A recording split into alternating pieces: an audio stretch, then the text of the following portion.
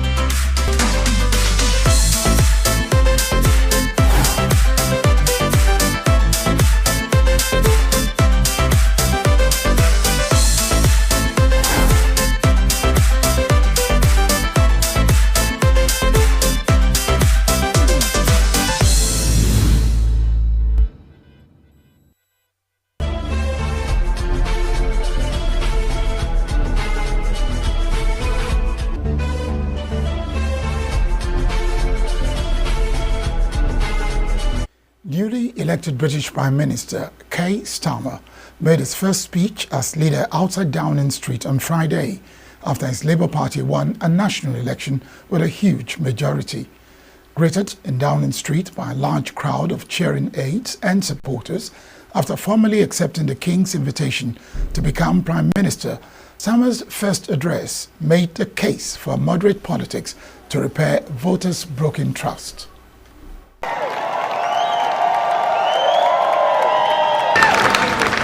Good afternoon. I have just returned from Buckingham Palace, where I accepted an invitation from His Majesty the King to form the next government of this great nation.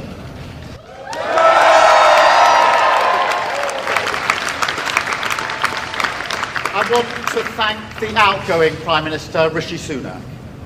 His achievement as the first British Asian Prime Minister of our country, the extra effort that will have required should not be underestimated by anyone, and we pay tribute to that today. Scottish First Minister John Swinney said the results of the UK's general election was incredibly tough for his ruling in Scottish National Party SNP as they lost dozens of seats. He said all constituencies in Scotland are declared as of 1440 local time, with results showing the Scottish National Party retaining just 9 out of 57 seats, down from 43 before the election was called. The result is the worst for the Scottish National Party at a British parliamentary election since 2010, and a major setback for its push for a new independence referendum as a resurgent Labour Party made gains in former heartlands. Swinney further said the party will reflect on what needed to be done to restore its support in Scotland, and said his administration is unreservedly willing to work with a Labour government under new Prime Minister Keir Starmer. Labour Party Deputy Leader Angela Rayner has been appointed as Britain's Deputy Prime Minister by new PM Keir Starmer on Friday, July 5. Often outspoken in her attacks on the governing Conservative Party, She is seen as an important link to the party's grassroots.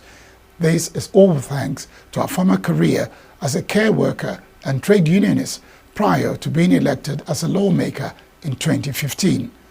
The centre-left Labour won a massive majority in a 650-seat parliament following Thursday's vote, prompting the resignation of Prime Minister Rishi Sunak of the Conservative Party on Friday morning. President Bola Tinubu has on Friday congratulated Sir Keir Starmer, the leader of the Labour Party, on the victory of his party in the United Kingdom general election. Ajuri Ngelale, special advisor to the president, media and publicity, in a statement said, as a former leader of the opposition in Nigeria, Tinubu noted the determination and courage demonstrated by Starmer throughout his years in the opposition and as a leader of the Labour Party. The president said he looked forward to deepening relations between Nigeria and the United Kingdom in mutual areas of interest, in strengthening democratic institutions, as well as in building a safer and more prosperous future for the people of both countries.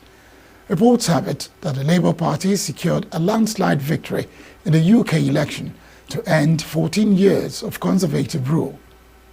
Postgraduate students from University of Nigeria Nsukka UNN have responded to allegations of extortion within the Department of Political Science.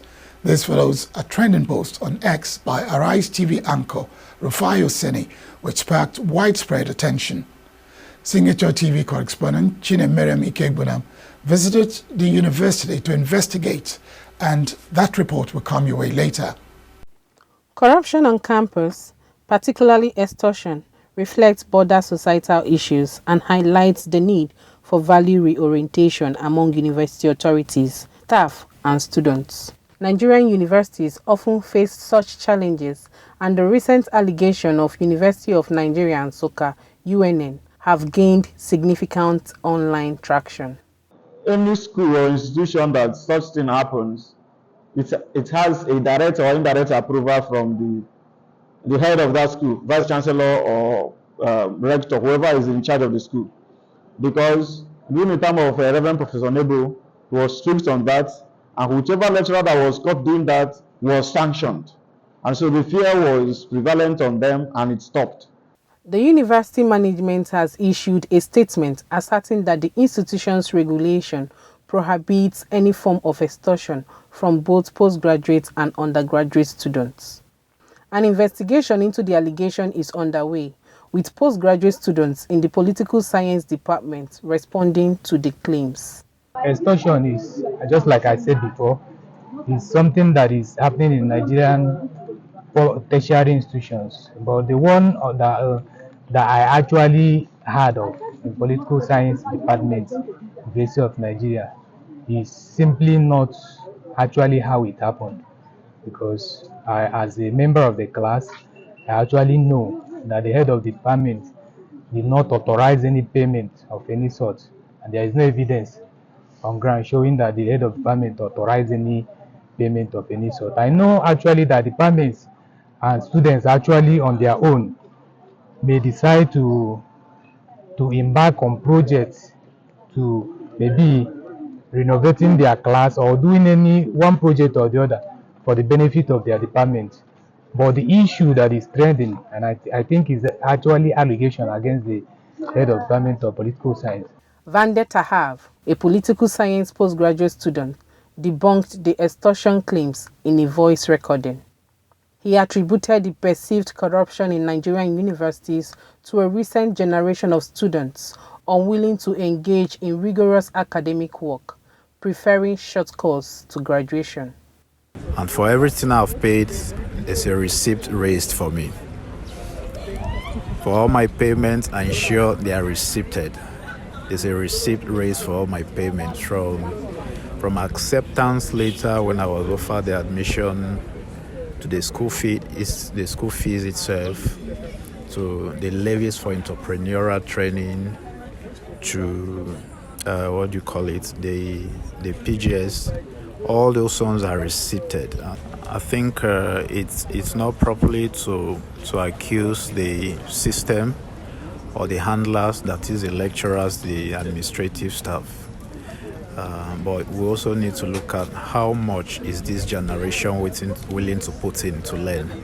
The tertiary institution plays a critical role in ensuring sustainable development in the nation. Any form of corruption undermines the university system's effectiveness. Chinemere Mikebunam, Signature TV News. A journalist and publisher of Summit News, Mike Obani, has called for the amendment of the Nigerian constitution to make elective positions unattractive in the country. Obani made a call this morning on Signature TV's flagship breakfast program, Signature Morning, where he compared the Nigerian polity with that of other developed countries, noting that for Nigeria to grow to such points of development, it has to portray leadership and elective positions as a means of public service rather than a means of wealth accumulation. I think that what is happening in Kenya at the moment is a boost for democracy, because what happens is that those in authority in several West African countries, and even the entire Africa, those in authorities, especially those elected under democratic government, forget the fact that power belongs to the people. Power and authority belongs to the people. Sovereignty belongs to the people. Those in government derived the power they exercise, the authority they exercise from the people. But it's unfortunate that in most West African countries, once one is elected, he forgets the people. Mr. Moses Osogi, the Cross River Commissioner for Environment, says the state government is taking steps towards containing the impact of any eventual flooding in the state. Osogi told the news agency of Nigeria in Calabar on Friday that the plan followed the 2024 prediction by the Nigerian Meteorological Agency NIMET, which listed the state as flood-prone. He said that the state government had made arrangements towards reducing the impact of flooding in the state during the year. The commissioner said that although flooding was a natural occurrence, the location of Cross River made it prone to such occurrence. Osogi warned residents of the state against erecting structures on waterways, saying that the state government would prosecute anyone found flouting the order. It will be recalled that NIMET, in its 2024 annual flood outlook, said that 148 local governments in 31 states fell within high flood risk areas.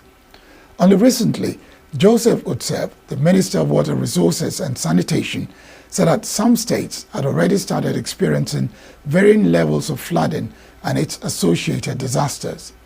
He stated that most of the flood incidents recorded so far were flash or urban flood, resulting from high rainfall and poor or blocked drainage systems. Ukum attack Benue government to set up commission of inquiry. These and more after the break.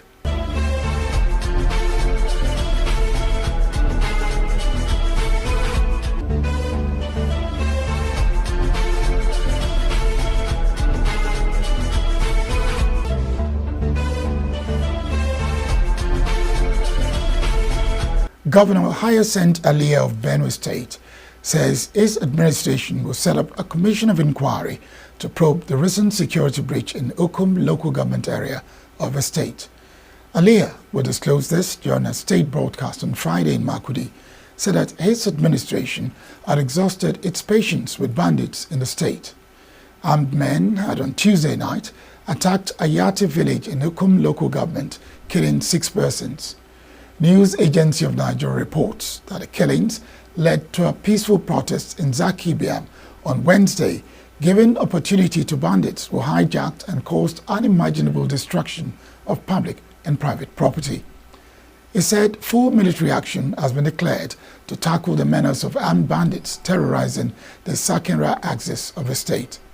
The governor said that more actions will be taken to demonstrate his commitment to bring retrogressive activities in the area to a total end.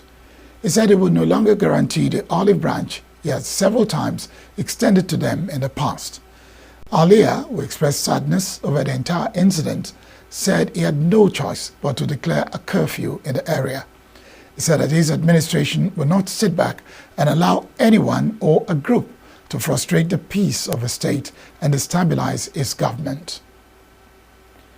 The faction of the Rivers State House of Assembly, led by Victor Okojumbo, says it will challenge the verdict of the appeal court, which declared Martins Amewule as the authentic Speaker of the House. Okojumbo, the Speaker of the Assembly's faction, loyal to Governor Siminalayi Fubara, disclosed this during a sitting of the House in Port Harcourt on Friday. It will be recalled that the appeal court on Thursday set aside a decision of the Rivers State High Court, which declared that Martins Amewule and 24 other lawmakers were no longer members of the Assembly. The appeal court held that the Rivers State High Court had no jurisdiction to entertain issues relating to the decampment of lawmakers. Okojumbo said that the Assembly strongly believed that the appeal court was in error by declaring that the State High Court could not hear such matter. The factional speaker further said that the Assembly secured an order restraining Martins Amewule and the 24 other lawmakers from parading as Speaker and members of the Assembly. Okojumbo said that the decision of the appeal court only dwelt on jurisdiction and did not look at other critical issues such as their decampment to another party. Meanwhile, during the sitting, the Okojumbo-led Assembly considered two bills which were also moved through first reading. The bills are the River State Emergency Management Agency Bill 2024 and the River State Transport Company Reform Bill 2024. The police command in Gombe State says 14 suspects have been arrested for their alleged involvement in the murder of Abdul Samad Musa. The late Musa was a 200-level student of criminology and security studies of the Federal University, Kashere in Gombe State. ASP Buhari Abdullahi, the command spokesman, who confirmed the arrest to the news agency of Nigeria, NAN, in Gombe on Friday, said 4 others in connection with the incident were at large. Abdullahi said the incident, which resulted from a heated football argument, happened off campus on Tuesday night, and the knife used in the murder of Musa was recovered as an exhibit. He said his investigation had since begun, and upon conclusion, the matter will be charged to court for prosecution. According to him, efforts are on to arrest the other 4 suspects who are currently on the run. He said that the command are taking adequate measures to forestall further occurrence to protect lives and property in line with the directive of the State Commissioner of Police, Ayatu Usman. The spokesperson advised youths and residents of the state to be mindful of their discussion in the public. He said that any discussion that is done in a tense atmosphere should be avoided. Mrs. Janet Ibrahim, the Public Relations Officer of Federal University Kashere, told NAN that the incident occurred on Tuesday around 7 p.m. Ibrahim said that the incident was as a result of a minor disagreement between 2 groups after a football match off campus. She said initially the disagreement was resolved amicably, but the other group later attacked the compound where the deceased lived and engaged in a fight. She said that the parents were invited and they came on Wednesday and took part in a funeral service of the deceased around 2 p.m. According to her, normalcy had since returned to the affected community. Ibrahim said that the institution does not have control over what happens off campus, but was collaborating with security agencies and community leaders to protect students staying off campus. The National Orientation Agency, NOA, Kwara, and the Nigeria Immigration Service, NIS, Kwara State Command, are pledged to synergize against human trafficking in the state. Director of the Kwara State Command of the agency, Mr. Olusegun Adeyemi, said this on Friday when he received the new controller of Nigeria Immigration Service, NIS, Kwara State Command, Comptroller CIS, Iyabode Okuwa Idris, in his office in Ilorin.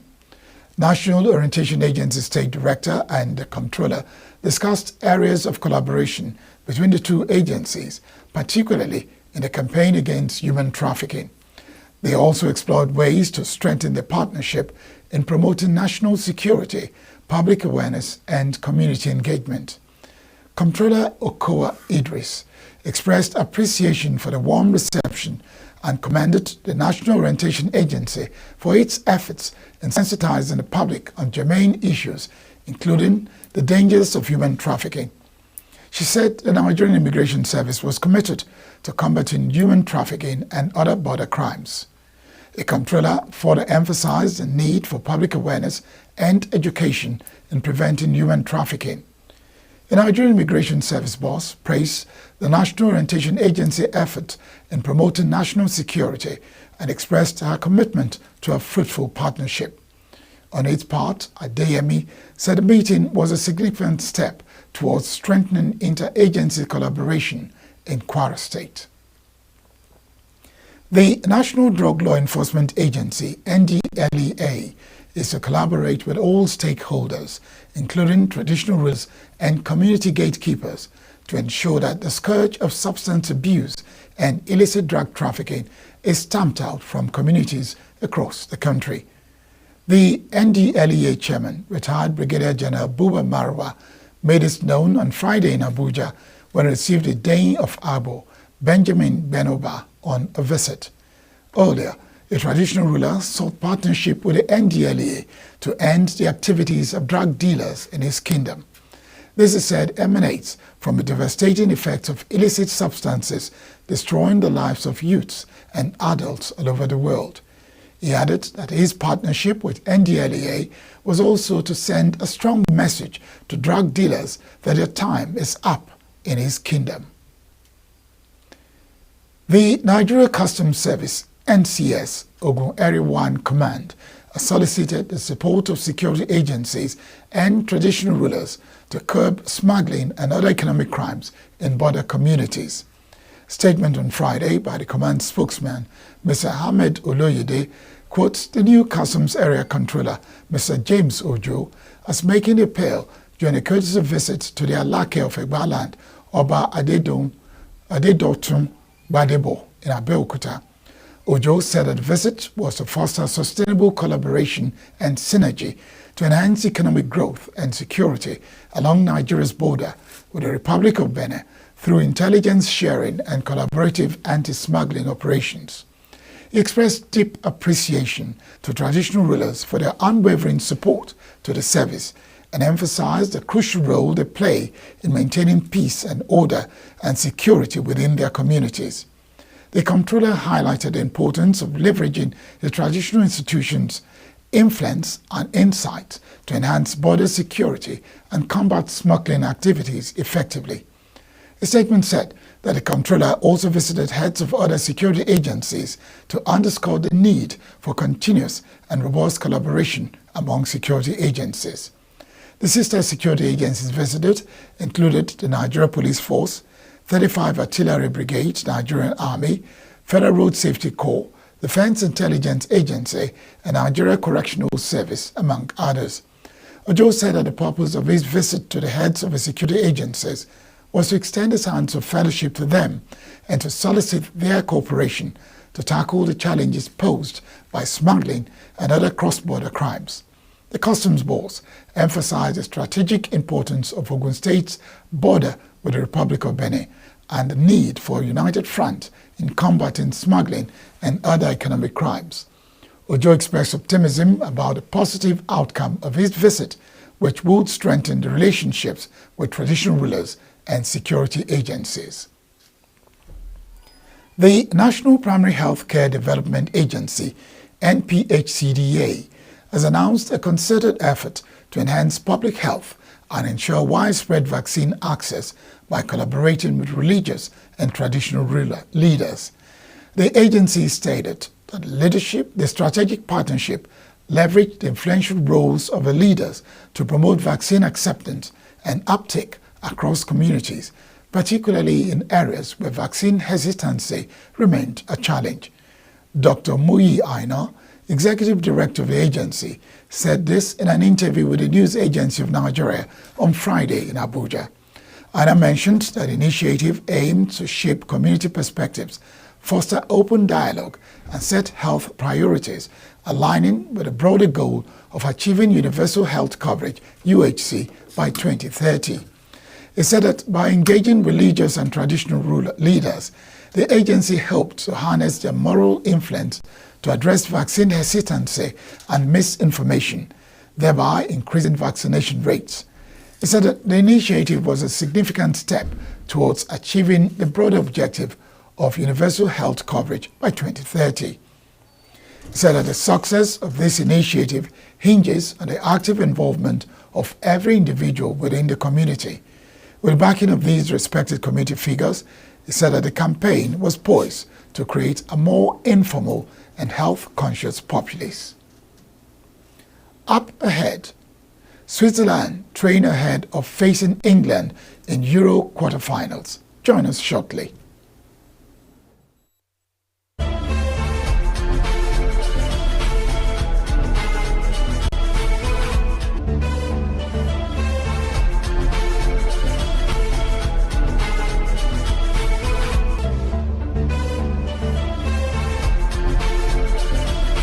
Governor Babajide Sanwo-Olu of Lagos State has cautioned retirees against donating their pension to churches and mosques in the name of Thanksgiving or tithe, but to use them to solve their family problems.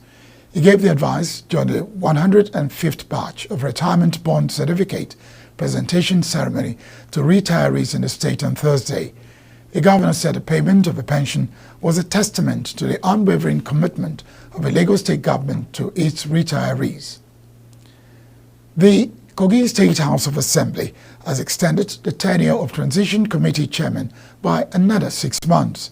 This was the resolution of the Hallowed Chamber during the House plenary on Friday.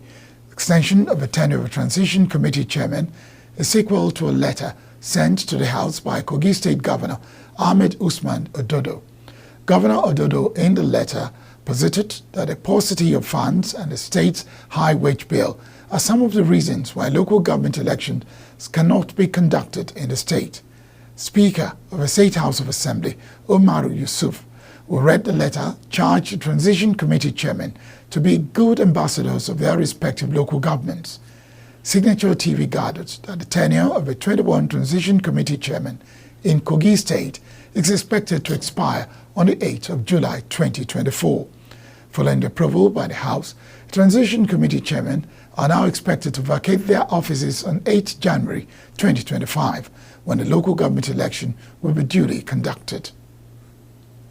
Mr. Wasiu Adesina, Chairman of Ikorodu Local Government, on Friday presented official vehicles to 2 traditional rulers of Ikorodu for effective service delivery to the community. The news agency of Nigeria 9 report that the cars were presented to Oba Kabiru Shotobi and Oba Ahmed Ogunderu in Ikorodu. The chairman presented the cars, said the vehicles would ease their movement while attending different meetings inside and outside the community as custodians of tradition and custom. Adesina explained that the traditional rulers played useful roles in mediating between the people and the state, enhancing national identity, resolving minor conflicts, and providing an institutional safety valve. The chairman urged the community members to key into the renewed hope agenda of President Bola Tinubu and Governor Babajide Sanwo-Olu for the projects he had delivered in the state and Ikorodu in particular. He urged the residents to vote for candidates of All Progressive Congress (APC) in the next local government elections for delivery of more democratic dividends to Ikorodu residents. Receiving the car, Oba Ogunderu Alagura of Agura 2 appreciated the council chairman for the gesture and promised to use the car for effective service delivery to the community. Ogunderu commended the chairman on his achievements, especially on infrastructure, and encouraged him to continue in his drive to ensure that Ikorodu enjoyed more dividends of democracy. The Oba, who prayed for Nigeria, Lagos State, the council boss, and all the legislative members representing the division, urged them to be good in terms of governance. The United States President Joe Biden marked Independence Day on Thursday, July 4th, with a celebration at the White House. Biden was joined by Vice President Kamala Harris, who thanked service members, veterans, and military families in our remarks. Earlier on Thursday, Biden said he was going nowhere as he faced calls by many Democrats to end his re-election bid, using the 4th of July celebrations to hit back at doubts about his stamina and mental acuity to continue his campaign. Biden faces a new reality since last week's debate. Even if he doesn't falter verbally or physically, serious concerns about his viability as a candidate are likely to linger. If he mangles words or looks unfocused or confused, he will face renewed pressure to depart. Vice President Kamala Harris is a leading contender to take his place in the November 5 election if Biden were to drop out, sources have said, though his allies believe he can assuage the concerns of voters and donors. Switzerland trained at their team base in Stuttgart on Friday, one day before they face England in the Euro 2024 quarterfinals at the Düsseldorf Arena. England's happiness at being on is what is perceived to be the easier side of a knockout draw at Euro 2024 and has been tested by Slovakia, but they will find a stern examination on Saturday, July 6. Opponents of Switzerland have been beaten only once in their 18 matches since the World Cup, a dead-rubber European Championship qualifier in Romania, and have lost outright in one of the last 14 games at the Euros dating back to 2008. For an English side that has found opening up opponents difficult in Germany, that presents another tactical challenge for manager Gareth Southgate. The Swedes have a settled back four, but coach Murat Yakin is not afraid to make changes in the forward positions, and with several options across the front three, it makes it hard to plan for them. Switzerland's 7 goals at Euro 2024 have come from different players. They are not reliant on an individual who can be contained, but spread the workload across the team, whether in attack or defense. They also work incredibly hard. Midfielder Robin Vargas praised his side for how they suffocated Italy when out of possession. The Swedes are second bottom for number of tackles made, 36 at the finals, but have conceded only 3 goals, which shows how they use the organization and press to subdue opponents. In fact, goalkeeper Jens Sommer has been forced to make only 6 saves in more than 6 hours of football. So well has he been protected by his defense. No Glovesmans has been less busy at Euro 2024. The Swedes are one of 4 teams at the tournament to have scored 2 goals from outside the box, along with Germany, Turkey and Romania. They've had more shots on target than off target at these finals, a claim only a handful of sides can make, and don't mind not having the ball with 48% possession spread across their games. They do not use the weight much and are last of 24 teams for crosses completed, with 5 in 4 games, keeping their play compact in central positions. Hurricane Bill, a Category 2 storm, made landfall in Mexico's top tourist destinations early on Friday, triggering a red alert in the region following its deadly trail of destruction across several Caribbean islands. The storm's course shifted over the Yucatan, with winds slowing to approximately 100 miles per hour as it reached the northern-eastern region of Tulum. Mexico's Civil Protection Agency has issued a red alert, signaling a maximum hazard threat. The agency has advised residents to remain in their homes or seek refuge in storm shelters. In Quintana Roo, home of Carcom and Tulum, strong winds and rain already affected the region. Before reaching Mexico, Hurricane Bill wreaked havoc in the Caribbean. It swept through Jamaica, Grenada, St. Vincent, the Grenadines, and northern Venezuela, claiming at least 11 lives, bringing down buildings and uprooting trees. Bill is expected to weaken rapidly as it crosses the Yucatan Peninsula, but is forecast to regain strength when it moves over the Gulf of Mexico. The HNC predicts that the storm will move towards northeastern Mexico and southern Texas towards the end of the weekend. Iran's Supreme Leader Ali Khamenei cast his vote as polls opened in Iran on Friday, July 5, for a runoff presidential election that will test the clerical ruler's popularity amid voter apathy at a time of regional tensions and a standoff with the West over Tehran's nuclear program.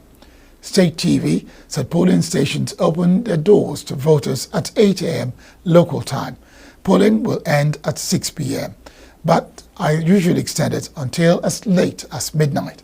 The final result will be announced on Saturday, although initial figures may come out sooner.